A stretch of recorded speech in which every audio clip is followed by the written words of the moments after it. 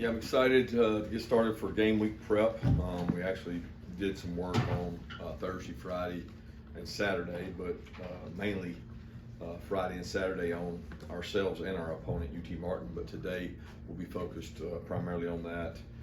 Heard about the event today they did for Coach Dooley in the Dooley Memorial intersection. Is that correct? And it sounds like that's a great event. I certainly have a lot of appreciation for Coach and his family and what they've meant to this community. It meant a lot to me personally as well. So I'm glad they were able to do that. But for today, to UT Martin, we move on. Got a lot of respect for UT Martin. Coach Simpson and his staff have done a tremendous job. I mean, when you talk about being conference champs, which they've been, a lot of their stats within their conference look very similar to ours in terms of being balanced, really good on offense and really good on defense. And we played teams from that conference, and I know a lot of coaches in that conference. One of our coaches, Trey Scott, got his start there, his first job by Coach Simpson, and worked. He knows their offensive coordinator really well, and they've done a tremendous job with their program of building it from the ground up, and they've got a great foundation laid. So we're excited to have them come in and hoping for some good weather. Excited for our guys to get to go play somebody else. They've worked tremendously hard this camp. I mean, we probably have had one of the toughest camps since I've been here, mainly because of the heat. The heat was so different the last, I guess, 3 weeks. It's just, you can't avoid it, and it's been tough, and our guys have pushed through it, and now we got to set a standard for how we practice in season, and that starts today, because you don't inherit that from previous teams. Questions?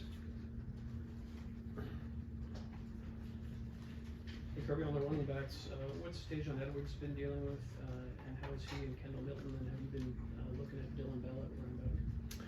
Well, we're looking at everybody at running back. We're going to try to find the best way possible to get the ball in the hands of the playmakers. But to answer your question specifically, Dejon was dealing with an MCL. He had one last year, but he's actually doing great. I think he's going to be able to practice and do everything today. So we feel good about Dejon's status. It happened in the second scrimmage, and so I don't know what that date was, but would have been, I guess a week ago Saturday, and he's bounced back pretty good from that, so he looks good. Kendall has been dealing with a hamstring almost all of camp. He feels 80-90%, and we're hopeful to get him back today as well in terms of practicing and taking reps. The volume they do, we have to be careful of because they haven't been in the heat as much as the other guys in the last week, but we feel good about both those guys. I feel good about Andrew Paul. Rod Robinson's had a great camp. Cash has had a good camp. Really got a bunch of guys who've repped and done some good things there. But Dylan, we need Dylan at wideout. We need Dylan on special teams.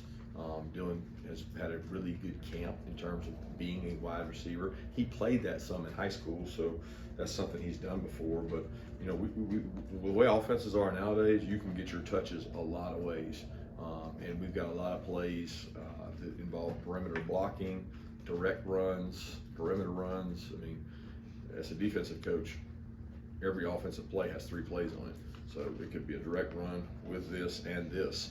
And in those ways, you can get a lot of people touches. So that would be the plan. But I feel good about the backs we have. I feel a lot better if Dejon and Kendall are 100%, but we'll see where they are today.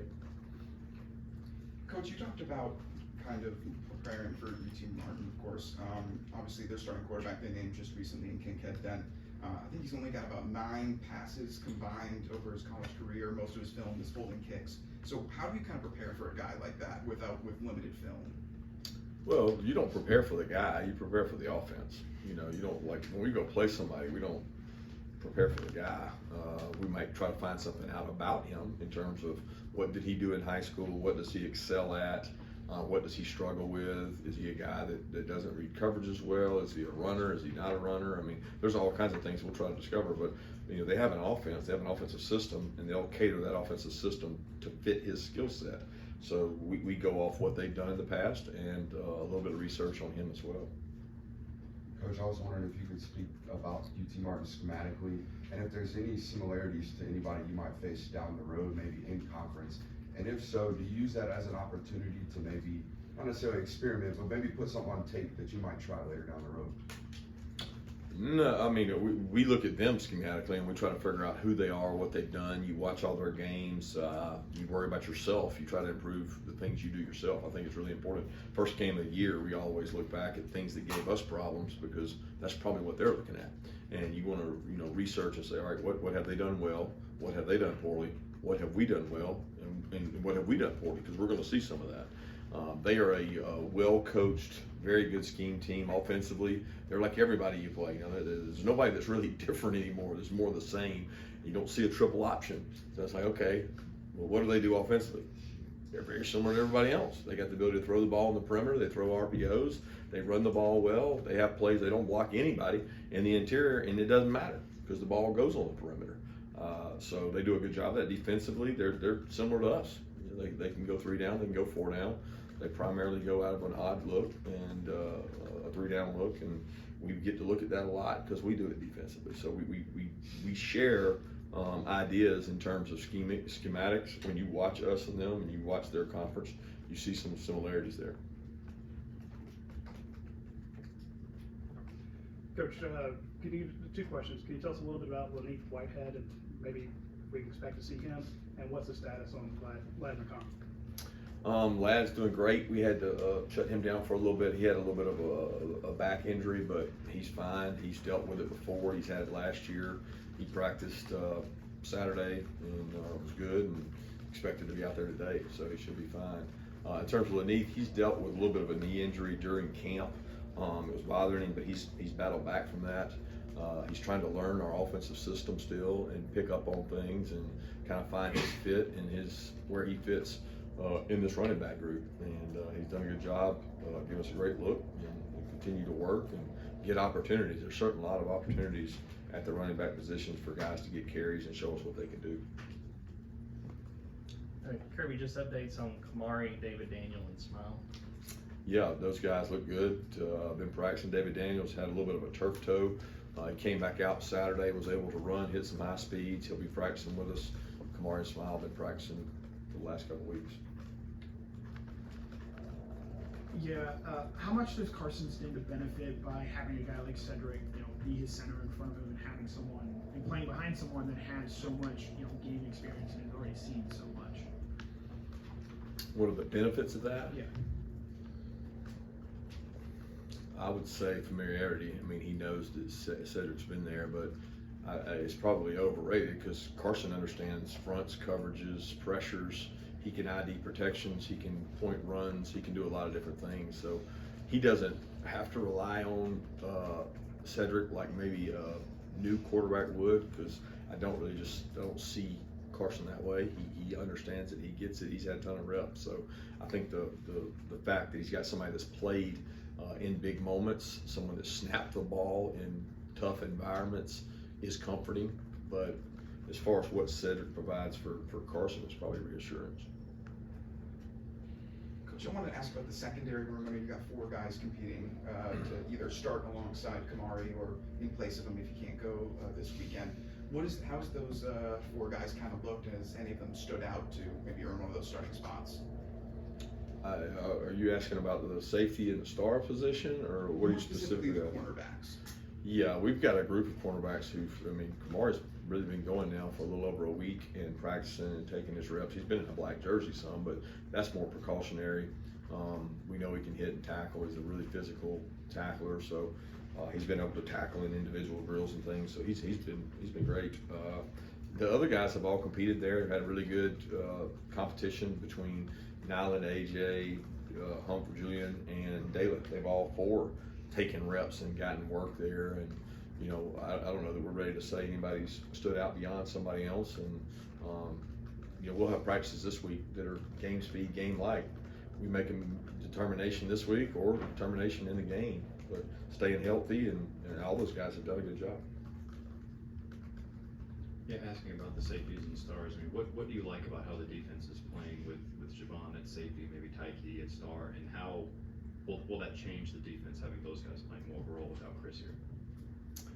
Not a lot of difference. I mean, we're running the defense we run. Those guys are competing. We're trying to build depth. We're trying to get experience for Javon. It's a different transition when you go backwards than when you go forwards in a defense. He's going backwards, but he's going somewhere he's played before. So that transition's been great. How are we playing right now? I can't tell you that because we haven't played anybody. So we got to go play to kind of find out where we are and see where we need growth at. But number one, staying healthy at those two positions and building depth for if we're not are the key. Coach, you said you come to the decision yet on the kicker duties, people go after points, kickoffs, that sort of thing. Yeah, I hadn't completely come to a conclusion of what we're going to do there. Obviously, the punt duties are sealed up, but the kickoff and field goal kicking duties will be decided probably shortly. Coach, with the way the schedule presents itself, having these first 2 weeks before conference play starts, how many of these position battles might extend on into maybe the South Carolina week and give you an opportunity to really truly evaluate game reps? Well, unfortunately here, it's never decided. I mean, it's just, it changes the week of. I mean, outside of a few positions, I don't care who you are. If you don't go out there and practice good, you're not going to play. So position battles here will go on throughout the year. I think what you're kind of directing it towards is, you're playing what would be considered, somebody would say was a lesser opponent. I certainly don't look at it that way. We don't look at it that way, or we don't look at it as a luxury to be able to do this or that. We want to go out and get great rhythm and start fast and dominate and play well. We want to play our best each and every game and grow from that. But as far as the opportunities for guys to start and play, they get that opportunity every day. We're going to go out there today and do best on best and see who plays, and the guy that plays better is going to be the guys that get to play, regardless of whether they start the first or second game. Kirby, what's at tight end? What's the latest on Lawson's prognosis, and what have you seen the last couple weeks as far as depth at that position? Yeah, Lawson ended up getting the tightrope surgery, and we don't know when to expect him back. He's already out of a boot and walking with pressure on it, which is great news. And he's out at walkthroughs and meetings. He's very attentive. He's going to help us special teams wise, but in the time that he's been gone, Oscar, Pierce have both picked up the load, done a great job. We've had some other guys audition and move around to that position, but I mean, it's a position that if you have the luxury of depth at receiver, you don't have to play as much 12. If you've got 12 personnel, you better have 2 viable backups that can play there, and we certainly have worked towards that. We'll continue to see where it goes, but Pierce has done a nice job with Lawson's injury. He's got more opportunities. Coach, obviously it's year 8, you're older, your kids are older, the demands of the job have not slowed down. In fact, they've probably cranked up a little bit. Can you give us an idea of how you're managing all that, and maybe an update kind of on your family and kids? I mean, they're teenagers now, getting to be teenagers, and how do you feel like you're doing a pretty decent job of balancing that? Yeah, that part has actually become easier. The demands of the job have increased, but so has the retention of my staff, which has allowed me to afford people the opportunities to lead the team, lead their unit, delegate more duties, which in turn allows me to be a better husband and father, which is probably the primary goal of what I want to do as a man. And I certainly have had more time in the last 2 to 3 years with my family than I have previous.